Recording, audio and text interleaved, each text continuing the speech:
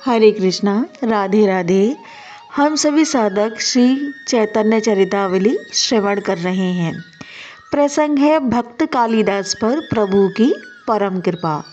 जिन्होंने सब कुछ त्याग दिया है, ऐसे परम पूजनीय भगवत भक्त महापुरुषों के चरणों के नीचे की धूलि को जब तक सर्वांग में लगाकर उसमें स्नान न किया जाए, तब तक किसी को भी प्रभु पाद पद्यों की प्रीति प्राप्त नहीं हो सकती। वैष्णव ग्रंथों में भक्त पदरज, भक्त पादोदक और भक्तोच्चिष्ट द्रव्य, इन तीनों का अत्यधिक महात्म्य वर्णन किया गया है। श्रद्धालु भक्तों ने इन तीनों को ही साधन बल बताया है।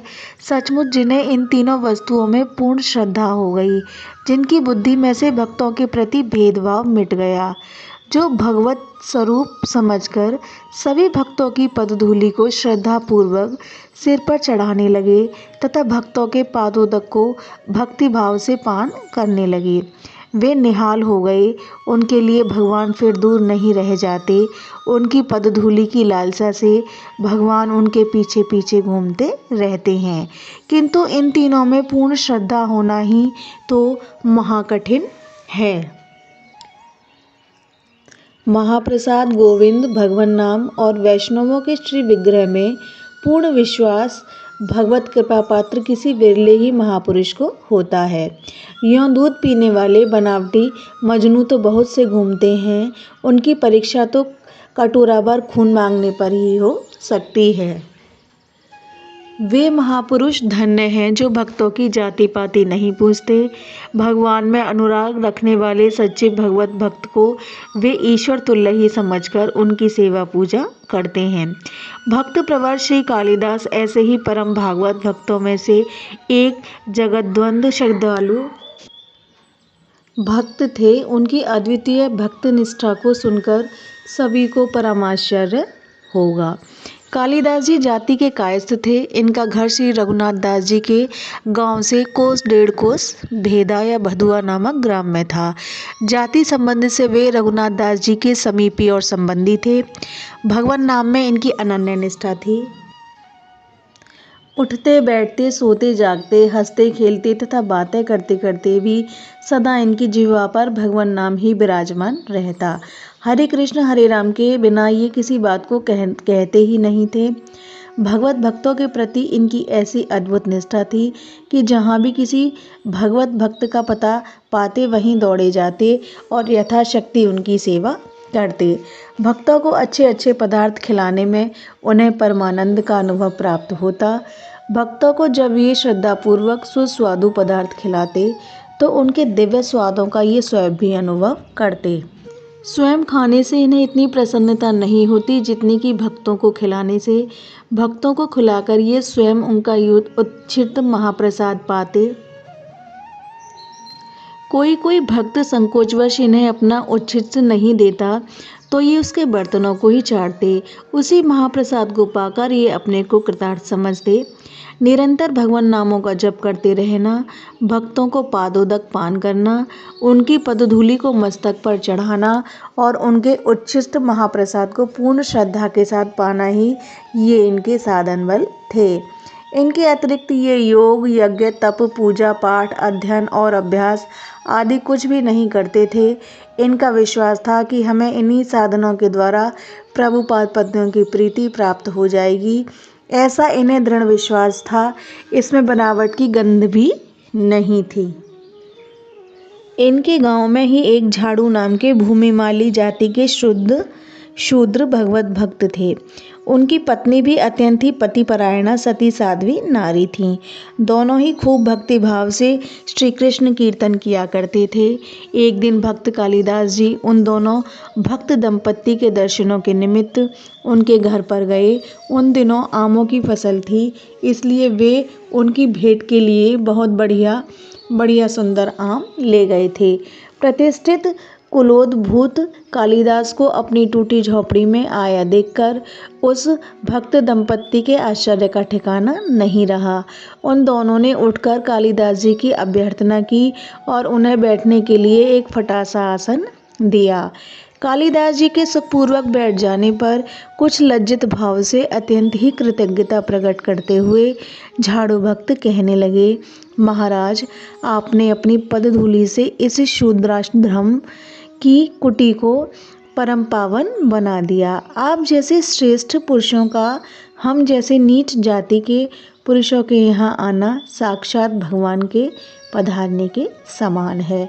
हम एक तो वैसे ही शूद्र हैं, दूसरे धनहीन, फिर आपकी किस प्रकार सेवा करें। आप जैसे अतिथि हमारे यहाँ काहे को आने लगे, हम आपका सत्कार किस वस्तु से करें। आज्ञा हो तो किसी ब्राह्मण के यहाँ से कोई वस्तु बनवा लावें। कालिदास जी ने कृतज्ञता प्रकट करते हुए कहा, आप दोनों के शुभ दर्शनों से ही मेरा सर्वश्रेष्ठ सत्कार हो चुका। यदि आप कृपा करके कुछ करना ही चाहते हैं तो यही कीजिए कि अपने चरणों को मेरे मस्तक पर रखकर उनकी पावन पराग से मेरे मस्तक को पवित्र बना दीजिए। यही मेरी आपसे प्रार्थना है, इसी के द्वारा मुझे सब कुछ मिल जाएगा। अत्यंत ही दीनता के साथ गिड़गिड़ाते हुए झाड़ू भक्त ने कहा, स्वामी, आप यह कैसी भूली सी बातें कर रहे हैं। भला हम जाति के शूद्र, धर्म कर्म से हीन, आपके शरीर को स्पर्श करने तक के भी अधिकारी तो नहीं हैं। फिर हम आपको अपने पैर कैसे छुआ सकते हैं। हमारी यही आपसे प्रार्थना है कि ऐसी पाप चढ़ाने वाली बात फिर आप कभी भी अपने मुंह से ना निकालें। इससे हमारे सर्वनाश होने की संभावना है। कालिदास जी ने कहा, जो भगवान का भक्त है उसकी कोई जाति नहीं होती, वह तो जाति बंधनों से परे होता है। उससे श्रेष्ठ कोई नहीं होता, वही सबसे श्रेष्ठ होता है। इसलिए आप जाति कुल का भेदभाव ना करें। आप परम भागवत हैं, आपकी पद धूलि से मैं पावन हो जाऊंगा। आप मेरे ऊपर अवश्य कृपा करें। झाड़ू भक्त ने कहा, मालिक, आपकी इस बात को मैं मानता हूँ कि भगवत भक्त वर्ण और आश्रमों से परे है।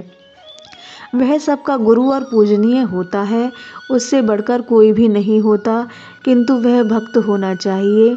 मैं अधम भला भक्तिभाव क्या जानूं, मुझे तो भगवान में तनिक भी प्रीति नहीं है। मैं तो संसारी गर्त में फंसा हुआ नीच विषयी पुरुष हूँ। कालिदास जी ने कहा, सचमुच सच्चे भक्त तो आप ही हैं, जो अपने को भक्त मानकर सबसे अपनी पूजा कराता है, अपने भक्ति भाव का विज्ञापन बांटता फिरता है। वह तो भक्त नहीं, दुकानदार है। भक्ति के नाम पर पूजा प्रतिष्ठा खरीदने वाला बनिया है। सच्चा भक्त तो आपकी तरह सदा अमानी, अहंकार रहित, सदा दूसरों को मान प्रदान करने वाला होता है। उसे इस बात का स्वप्न में भी अभिमान नहीं होता कि मैं भक्त हूँ। यही तो उसकी महत्ता है। आप छिपे हुए सच्चे भगवत भक्त हैं। हीन कुल में उत्पन्न होकर आपने अपने को छिपा रखा है। फिर भी भक्ति ऐसी अलौकिक कस्तूरी है कि वह कितनी भी क्यों न छिपाई जाए, सच्चे पारखी तो उसे पहचान ही लेते हैं। कृपा करके अपनी चरण धूलि से मेरे अंग को पवित्र बना दीजिए। इस प्रकार कालिदास जी बहुत देर तक उनसे आग्रह करते रहे, किंतु झाड़ू भक्त ने उसे स्वीकार नहीं किया। अंत में वे दोनों पति पत्नी को श्रद्धापूर्वक प्रणाम करके उनसे विदा हुए। झाड़ू भक्त शिष्टाचार के अनुसार उन्हें थोड़ी दूर घर से बाहर तक पहुंचाने के लिए उनके पीछे पीछे आए। जब कालिदास जी ने उनसे आग्रहपूर्वक लौट जाने को कहा तो वे लौट गए। कालिदास जी वहीं खड़े थे। झाड़ू भक्त जब अपनी कुटिया में घुस गए तब जिस स्थान पर उनके चरण पड़े थे उस स्थान की धूलि को उठाकर उन्होंने अपने संपूर्ण शरीर पर लगाया और एक और घर के बाहर छिपकर बैठ गए। रात्रि का समय था। झाड़ू भक्त की स्त्री ने अपने पति से कहा, कालिदास जी ये प्रसादी आम दे गए हैं, इन्हें भगवत अर्पण करके पालो। भक्त का दिया हुआ प्रसाद है, इसके पाने से कोटि जन्मों के पाप कटते हैं।